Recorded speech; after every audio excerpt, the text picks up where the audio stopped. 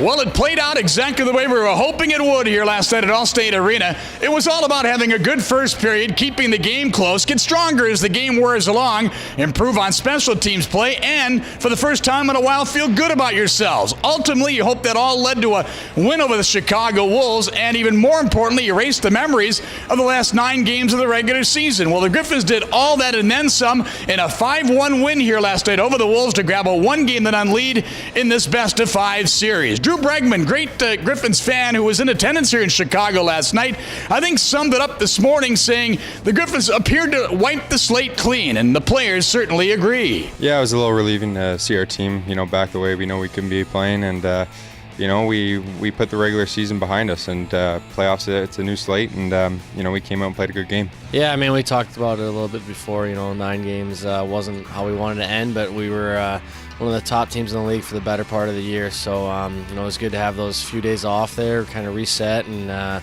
refocus, and we were able to get Game 1 victory.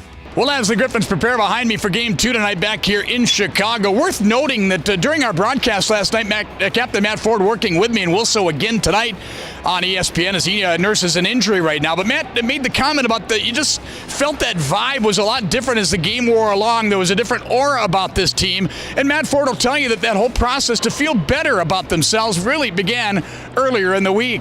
Yeah, you know what? We need a fresh start.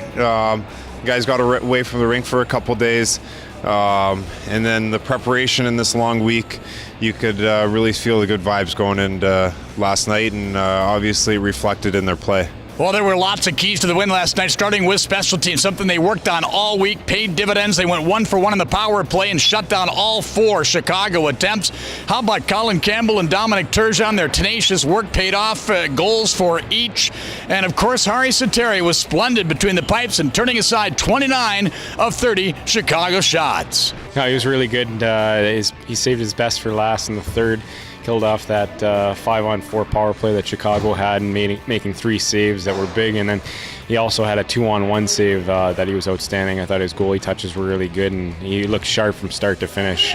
Good structural body of work, so expect more of the same tonight. Well, got to acknowledge that fourth line of Smith, Hulak, and Shine. Derek Hulak was a healthy scratch in 4 of the last 5 games in the regular season, but had some success with Texas in the playoffs a couple of years ago. He's got that experience, and Ben Simon and the coaching staff, boy, they just seem to push the right button so often, and reuniting those 3 was a real positive. They were terrific last night. Thank you. Yeah, I mean, we've played well together when we've been together throughout the year, and we just wanted to carry that into playoffs. And for me to be back in the lineup, just trying to do whatever I can to help the team win. And I thought we were effective last night. Well, that line and everybody else will need to be really good again tonight against an awfully talented Chicago team. As we mentioned, they finished 4th overall among 31 teams in the American Hockey League. Griffins with that win last night have won 4 in a row in the postseason now against Chicago, dating back to the 2017 Central Division semis. Game 2 tonight.